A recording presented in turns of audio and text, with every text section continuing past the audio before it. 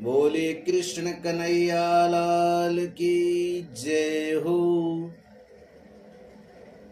परीक्षिते कथां वक्तुं सभायां संस्थिते शुके सुधाकुम्भं गृहीत्वैव देवास्तत्र समागमन्।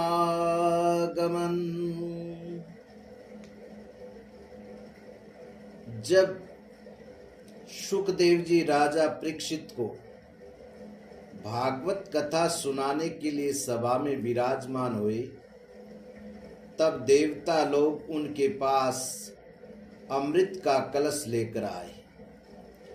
देवता अपना काम बनाने में बड़े कुशल होते हैं, अतः यहाँ भी सबने शुकदेव मुनि को नमस्कार करके कहा, आप ये अमृत लेकर बदले में हमें कथामृत का दान दीजिए।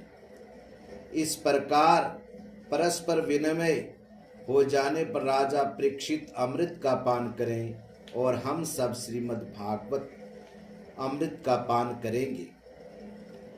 तब सुखदेव जी मुनि ने कहा, कव सुधा कव कथा लोके, कव काचः कव मणिर्महान्, ब्रह्मरातो विचार्यैवं तदा देवांस जहासः। सुखदेव मुनि ने कहा, इस संसार में कहाँ कांच और कहाँ महामूल्य मणि तथा कहाँ सुधा और कहाँ कथा। सुखदेव जी ने ये सोचकर उस समय देवताओं को हंसी उड़ाकर वहां से भगा दिया। उन्हें भक्ति सुनने अर्थात कथा का अनाधिकारी जानकर कथामृत का दान नहीं दिया। इस प्रकार ये श्रीमद् भागवत की कथा देवताओं को भी दुर्लभ है।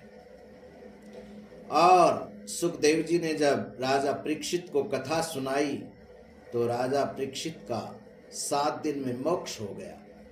राजो मोक्षम तथा वीक्षे पूरा धातापि विस्मित है, सत्यलोके तुलां बद्ध्वा तोलयत साधना नियत। तो